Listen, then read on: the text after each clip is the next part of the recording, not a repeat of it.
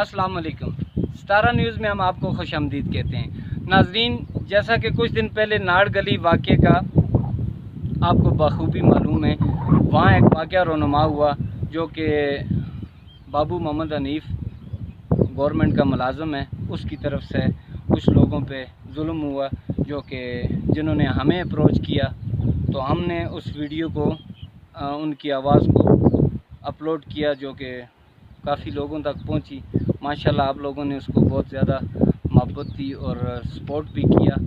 इसी वाक़े से जुड़ा बहुत सारी मामलात हुए जिनको लेकर जो शारा कागान है वहाँ से तकरीबन 7 किलोमीटर दूर ये खैतर का जो इलाका है मगल ग्रां का, वहाँ हम अपनी टीम के साथ आए ताकि मज़ीद लोगों का मौक़िफ़ जान सकें आया इसमें क्या हकीकत है।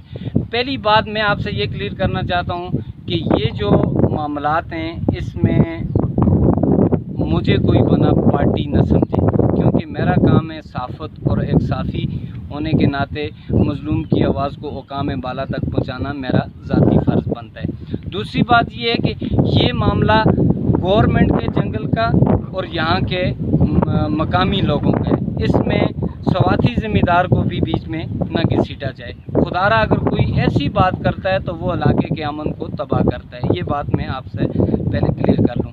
तो नाजरीन, जब यहाँ हम पहुँचे तो इस जगह पे जो मकामी लोग थे जिनकी एक्सेस नहीं है शहर तक, या वो अपनी आवाज़ को वहाँ तक नहीं पहुँचा सकते, तो बहुत सारे लोगों ने ऐसे इंकशाफात किए जो मुझ जैसा बंदा बिल्कुल इस पे हैरान है कि यार हम जुल्म की कैसी वादी में रह रहे हैं जहाँ पे कोई काला कानून है, लोगों को, गरीब लोगों को उनकी आवाज़ को दबाया जा रहा है और उनसे बेपार रिश्वत ली जा रही है। तो आइए इन्हीं की ज़बानी सुनते हैं कि किसके साथ क्या क्या जुल्म हुआ। बताइए। सबसे पहले बात आपका क्या नाम है? मोहम्मद आरिफ। कैमरे की तरफ। सबसे पहले बात यह है कि मेरा भाई नाड़गली में, उसको अपनी कस्टडी में लेके आए डेरिया में।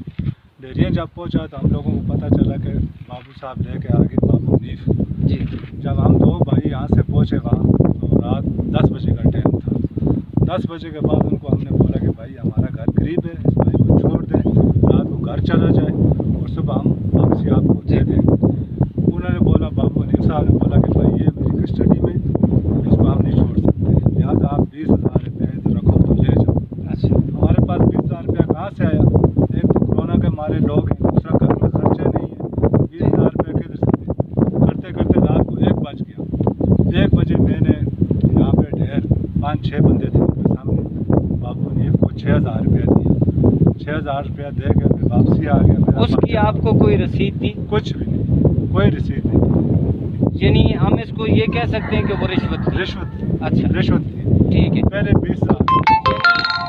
आपके भाई को उन्होंने रात को अपनी कस्टडी में रखा, ज़ईफ़ुल उम्र जो है, और आपसे रिश्वत भी ली? रिश्वत भी ली। उनको ये बोला कि ये ज़ईफ़ आदमी है, दिल का मरीज़ है, रात को मर जाएगा। उन्होंने बोला ये हमारी जिम्मेदारी, हमारी कस्टडी।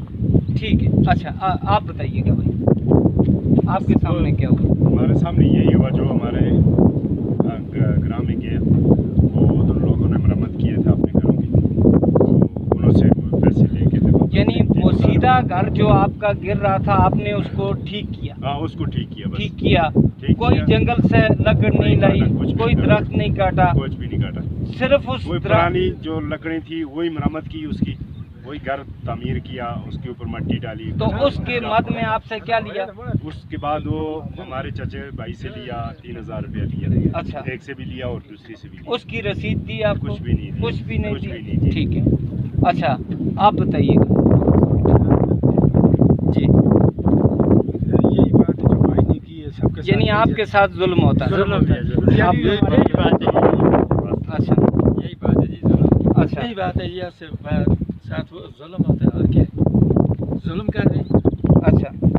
अच्छा, आप क्या पैगाम देना चाहते हैं हमारे इमरान खान साहब को, वज़ीर आला खैबर पख्तूनख्वा को और दीगर जो इदारे हैं एंटी करप्शन के, आप उन्हें क्या पैगाम देना चाहते हैं कि आपके साथ हम क्या तामुन किया जाए? ये गुजारिश करते हैं वज़ीर आला अहमद शाह जो भी हमने उनको वोट दिए, भाई हमसे ये जुल्म और ज़्यादती ख़त्म की जाए। महज आम इलाके के लोग हैं। हम बाज़ार में नहीं जा सकते, अदालतों में नहीं जा सकते, गरीब लोग हैं, इतना हमारे पास पैसा नहीं है जितना हमसे जुर्माना लेकर जाते हैं। हम बाला अकाम से ये दरख्वास्त करते हैं, गुजारिश करते हैं कि हम पे रहम कीजिए। ठीक है, शुक्रिया, थैंक यू सो मच। नाजरीन, आप देख सकते हैं कि ये संगलाख पहाड़ों के बीच ये बर्फपोश वादियाँ जो हैं, यहाँ ज़िंदगी गुजारना कितना मुश्किल है, लेकिन इसके बावजूद ये मोहब्बे वतन शहरी जो कि हुकूमत पाकिस्तान के बशिंदे हैं, बाकायदा उन्हें टैक्स पे करते हैं, मगर ये जो संगलाख पहाड़े आपको दिखाई दे रहे हैं, ये दुश्वार गुजार रास्ते, इनमें रहते हुए इसके बावजूद भी ये पाकिस्तान से मोहब्बत करते हैं और अपने टैक्स की मदद में अपनी रकम जमा करवाते हैं। मगर इसके बावजूद अगर इन पे जुल्म हो रहा है तो ये सब के लिए सवालिया निशान है। मैं इमरान खान साहब और दीगर हुकाम बाला से गुजारिश करूँगा कि आपका वीएन उस वक्त तक कभी भी कामयाब नहीं हो सकता जब तक आप इन काली भेड़ों को अपने इदारों और अपनी सफ़ों से बाहर नहीं निकालेंगे। इसी के साथ इजाज़त दीजिए। आपको होस्ट आपका मेज़बान मिर्ज़ा अशरफ, वादी मगल ग्रां। मज़ीद हम आगे 4 से 5 किलोमीटर का सफ़र तय करेंगे, उसके बाद जय वकूआ पे जो वाक़या हुआ है उसको भी इंशाल्लाह हम इस वीडियो का हिस्सा बना के आप तक पहुंचाएंगे। तब तक के लिए इजाज़त दीजिए। अल्लाह आपका हामी हो।